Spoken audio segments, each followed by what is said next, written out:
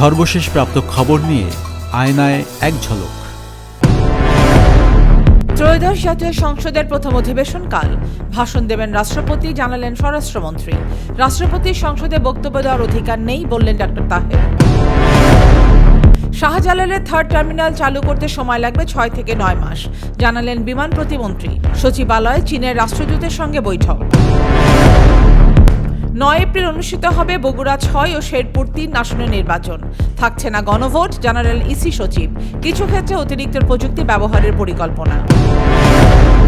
বিএনপির সংসদীয় দলের প্রথম সভা অনুষ্ঠিত। মন্ত্রী এমপিদের চলনে বলনে মার্জিত থাকতে বললেন প্রধানমন্ত্রী। যার যে দায়িত্ব তার বাইরে কোনো মন্তব্য না করার নির্দেশনা।